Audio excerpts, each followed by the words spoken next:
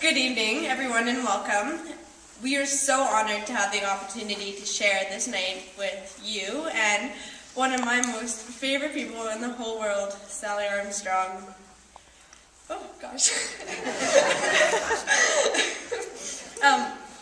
Tonight is a night of education and awareness, and I would first of all like to thank Aberdeen Hall University Preparatory School, my school, for helping host this event. Now, you can see I'm wearing a pretty fancy outfit here. This is actually an authentic Afghan party dress that my friend Lauren Oates brought back from Afghanistan a few years ago for me. And I never really had an occasion to wear it, so I thought tonight would be the night. It would be appropriate to wear it. You see, this dress is actually a dress you'd wear to a celebration, and tonight is a celebration for me.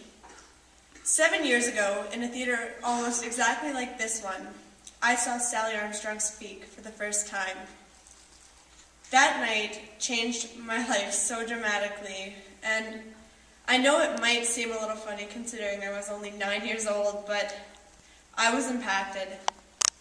I learned that night in 2006 that little girls just like me could not leave the house without a male relative. They were not allowed to get medical attention unless they were seen by a female doctor. But the most shocking thing that I learned that night was that girls in Afghanistan, my age, could not get an education. As far back as I can remember, I've loved to learn. There's nothing like reading a fantastic book and then sitting around with your fellow classmates or your friends and talking about it, analyzing the meaning and the messages that we receive. I used to believe that human rights violations would be a very simple issue to fix, and I think all the girls in the front row here would agree too. We just had to raise money for teachers, and we had to get the girls to school, and then everything would be fixed. I now know that it's not that easy. There's been many times over the years that I've felt the opinions of those who truly do not believe that creating equality in a culture or a religious community and creating the belief that every person in our world, no matter what gender, faith, race, political, or economic status, deserve the same rights because, regardless of how hard we try, it will never change. I don't believe for 1 minute that we can afford to think that. I believe that if we have to continue to support and acknowledge and spread awareness to others, because if we close our eyes for just a second and accept the oppressive treatment of women and girls in Afghanistan or any part of our world, thinking that's just the way it's going to be, we are the ones who are contributing to this oppressive behavior. Sally once said that there's no such thing as an innocent bystander, and that is so true. And this is why we are here today. We're here to listen to the stories of success, from empowerment, bravery, and perseverance. I witnessed that myself this summer when I went to Afghanistan to see the projects on the ground that we littles have been supporting for 7 years now. And do you know what I saw? I saw pollution and poverty, broken buildings that hid a beautiful, rugged, and majestic country. I saw women and girls who have been so abused, so horrifically, that sometimes I find it hard to even share those stories.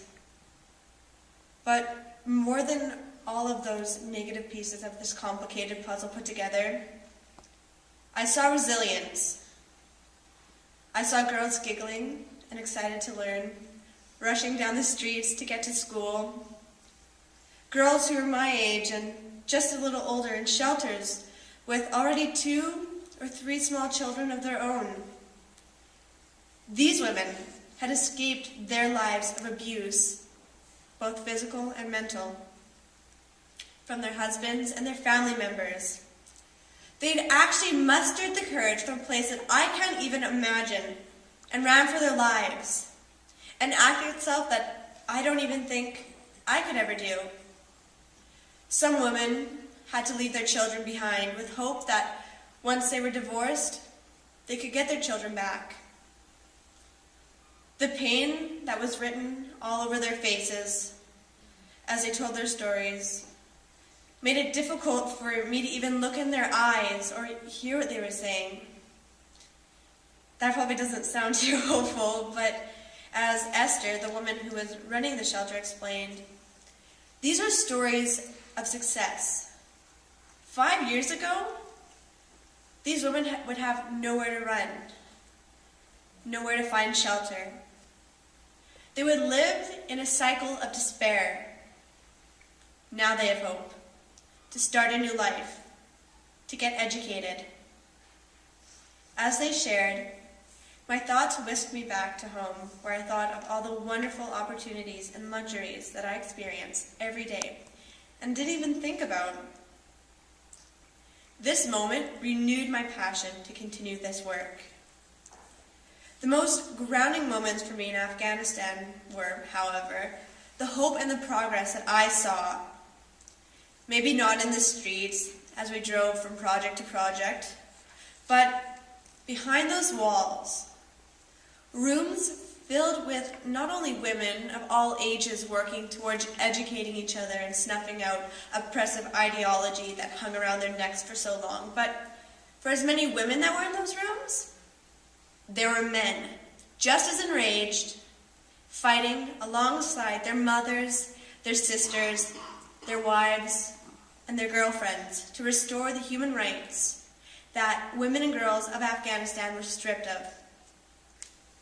Now I want to share something very personal, something that I've been living with for 6 months. In the fall, I became very ill. At first it was pretty simple, mono, just a teenager sickness, but for me it went terribly wrong. It ended up attacking my entire system, and I caught both hepatitis and meningitis. I never thought in my wildest dreams that it would affect my whole body and my brain, but it did. It left me with nerve damage, cognitive issues, and my short-term memory was affected. Now, I want to share a moment in that time that brought all the work that I've been doing, that we have been doing for the last 7 years, to concrete. I had been doing my first speech since I was ill at the Global Citizen Week's Millennium Development Challenge, and it was a pretty daunting task to think of, getting up in front of a crowd and talking to people again, knowing that I wouldn't be able to memorize the speech or even remember what I said, but I was excited to get back to what I love to do. So I put my nerves aside and I did it. And after the speech, the littles and I went out to have a little celebration breakfast. I felt so good and happy that I had actually been able to accomplish this huge goal. And we were all laughing and talking like we had a million times before as the waitress handed me my menu, and I looked down to choose my meal. I could not read a word. All the letters were garbled and backwards. Nothing made sense to me.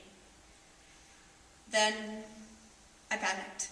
I told my mom that I couldn't read, and she kind of looked puzzled at me, and then she told me, just calm down and look away, and then look back again and see if there's any difference. Well, nothing. She ended up helping me order, and after I got home, she told me that my brain probably got overworked, and as I rested up, I was able to read again. That moment will never be forgotten for me. I knew exactly what it felt like to not be able to read. I was panicked and I was distressed. Not being able to read for maybe an hour was absolutely frightening. But this is reality for so many young women and girls in Afghanistan. Imagine if you had never learned how to read. You couldn't read books, or street signs, or a letter from a loved one. Imagine never being able to know whether you were in danger or not. Or even being able to read the postings at the market to know how much you're paying for your family's next meal. This is why Little Women do what we do to support educating females in Afghanistan. This is why we continue to fight every day. We do believe that education equals peace. That education is the key to opening the door to a whole new world of enlightenment and opportunities. Now, Sally. Sally is the impetus of our work. Sally is a human rights activist, journalist, and award-winning author. This incredible woman has covered stories from all over the world about the plight of women and girls who are struggling to utilize their human rights. She's traveled from Bosnia to Somalia to the Middle East, Rwanda, Congo, and to the place that I hold so near to my heart, Afghanistan. Her dedication to females across our globe has earned her countless awards and recognition. Sally has written the books Veiled Threat, The 9 Lives of Charlotte Taylor, Bitter Roots, Tender Shoots, and has recently come out with A Scent of Women, which she'll be speaking about tonight. Without any further ado, please welcome Sally Armstrong to the stage.